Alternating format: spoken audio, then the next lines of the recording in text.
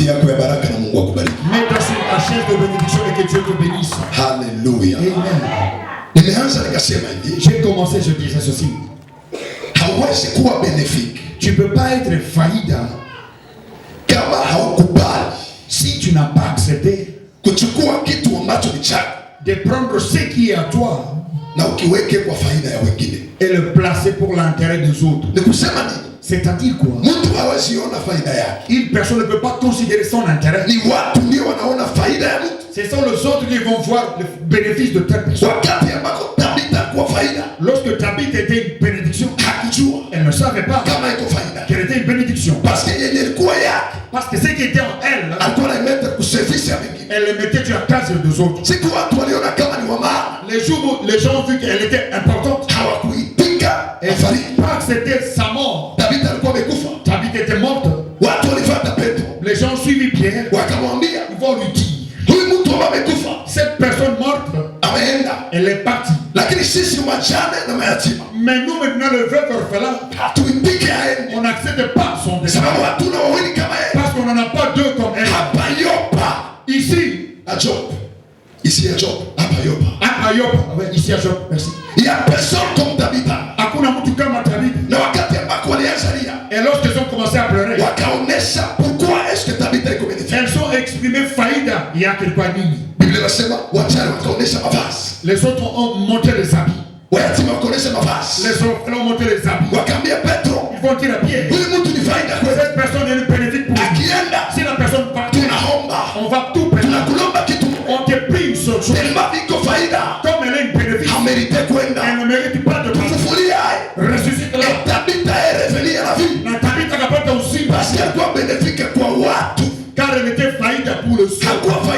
Elle n'était pas faïda pour elle-même, mais pour le autres. Je te pose la question.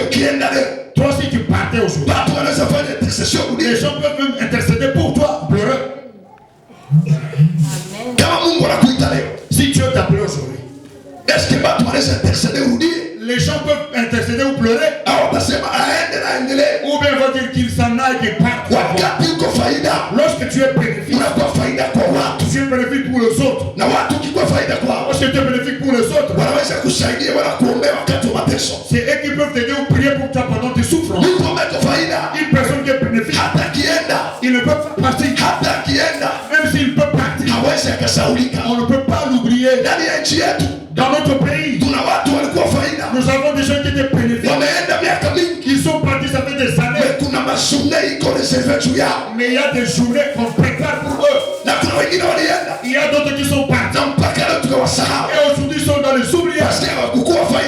Parce qu'ils n'étaient pas bénéfiques pour les autres. Je bénis Dieu pour Lumumba. Il a donné sa vie pour son pays. Il a sacrifié sa vie pour l'indépendance. Et lorsqu'il est parti, il y a une seconde mois encore préparé pour lui. Car il était faillida dans notre pays. Je bénis Dieu pour le vieux. Je bénis Dieu pour le vieux. Alléluia. Amen. Il y a des gens qui citent seulement.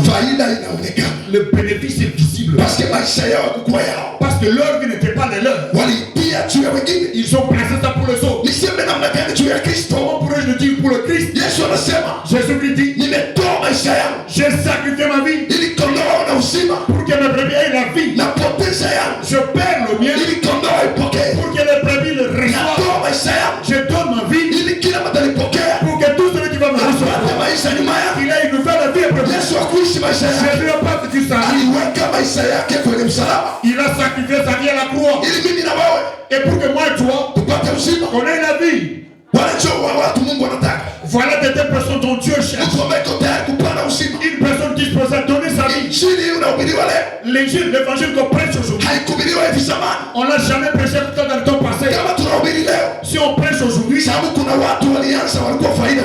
parce qu'il y a des gens qui ont commencé à être bénéfiques pour l'évangile. Aujourd'hui on te prêche ouvertement. On te prêche ouvertement. Il y a des gens qui ont pris les sacrifices de leur vie. Pierre a été sacrifié pour l'évangile. Philippe a été frappé de pierres. Si aujourd'hui tu peux l'écouter, il y a des gens qui se sont sacrifiés Ils ont sacrifié leur vie. Ils étaient devenus bénéfiques à cause de l'évangile. Amen. Toi tu écoutes seulement. À l'époque de Romain, si tu pouvais parler de Jésus, on te tue. Tu es tué. Aujourd'hui, l'évangile, tu trouves c'est normal. Lisez l'histoire des apôtres de Ntoumé.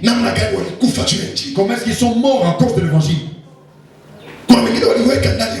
Les autres, on les a même grillés dans l'huile. Ils les plaçaient dans le feu d'huile.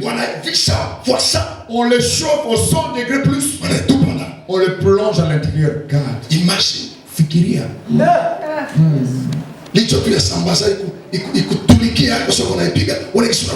Si seulement l'œil de Samara pouvait sauter sur toi lorsqu'il était en train de griller, comment tu sautes? Les autres sont entrés en entièreté dans l'huile. Les autres les a rencontrés parlant de Jésus. On les a placés là-bas. Ils étaient frappés de pieds jusqu'à ce que leur corps était barré. Il est arrivé seulement de pierres. Tout ça, c'est payer le sacrifice pour que tu aies bénéfice. Pour que l'évangile soit clair. Tu ne peux pas avoir d'intérêt. On ne peut pas avoir de bénéfice. Si tu ne peux pas prendre ce qui est à toi, tu les places en Jésus. Que tu prennes ton temps, donne à Jésus. Que tu prennes ton argent, que tu le donnes à Jésus. L'évangile c'est gratuit. L'œuvre de l'évangile, il faut de l'argent. On va te prêcher gratuitement l'évangile comme tu es habitué. Mais ce qui accompagne l'évangile, ce n'est pas gratuit. Alléluia. Apôtre Jean-Jacques est atteint Jean-Jacques n'ira pas à la SNEL. C'est le révérend à Cité de David et Revival Church. Le révérend de Cité de David Revival Church. On a le français et l'anglais pour que tout qui ça. Et puis là vous mettez le français et l'anglais pour que ça soit beaucoup plus beau. Ça va même lui partir moto. Et puis il va lui dire donnez-moi du courant. Je vais aller prêcher Jésus. Même les païens ont leurs versets bibliques. Ils vont lui dire l'intelligence, la sagesse. Des versets bibliques à païen. Donner à César ce qui est à César. Dieu, ce qui est. C'est ma belle. Dites-moi amen. Il est verset 1000. Ce sont les deux chéris. Même dans les boîtes, vous voyez tout. Même ceux qui prennent de l'alcool, ils connaissent. Lorsqu'ils veulent te ramener sur la voie, ils vont te montrer qu'il n'y a rien de gratuit. Mais vous les chrétiens, vous voulez que nous porte bien de l'amour. On appelle pas de tout gratuit. Même le salut n'est pas gratuit. Il a menti comme c'est gratuit. Le salut c'est gratuit. Si c'était gratuit, tout le monde serait sauvé. La Bible dit c'est lui qui croira dans son cœur. Tout le monde peut croire.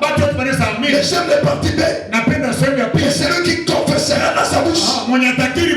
C'est celui-là qui sera sauvé. Tout le monde peut croire. C'est gratuit. Mais confesser, ça demande ta foi.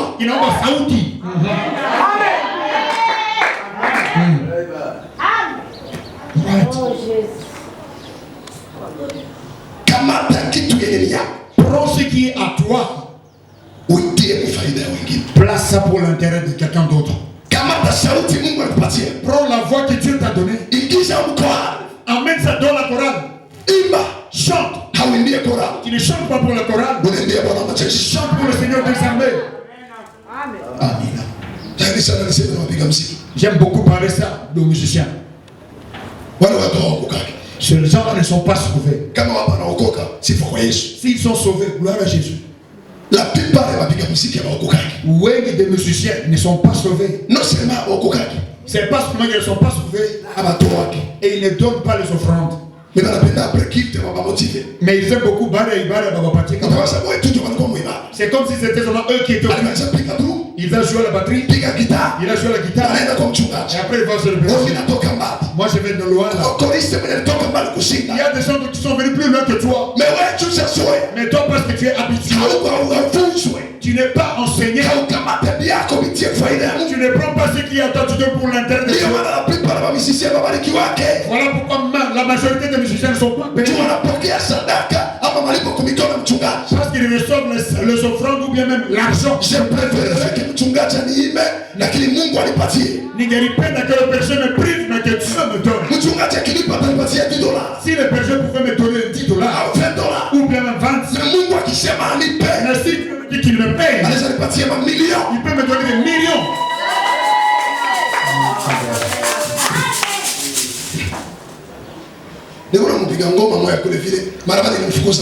J'ai un batteur là chez moi, cette fois-ci je l'ai chassé de l'église. J'ai dit à mes enfants, là je suis au bout. Celui-ci, je le sacrifie. J'enlève tout ce qui est à moi vers ce monsieur. On se sépare bien. C'est une personne qui ne respecte pas les choses sanctifiées. Il ne respecte pas les personnes sanctifiées. On peut commencer le culte 9h, lui il vient à 10h30. Et c'est notre douleur principale. Et il vient là. Une personne qui vient à l'église ne sait pas jouer la batterie. Je l'ai pris, je l'ai encadré. Je l'ai enseigné, même je l'ai ajouté autre chose.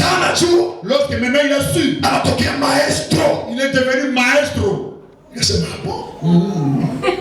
Oui, moi, toi, que Dieu ne me pose pas la question sur toi. Cherche une autre église, va là où tu veux. Pourquoi Dieu, on est arrivé là. Il ne sait pas mettre son don pour l'intérêt des autres. De Dieu plutôt. La deuxième des choses, j'en ai parlé dessus. Si tu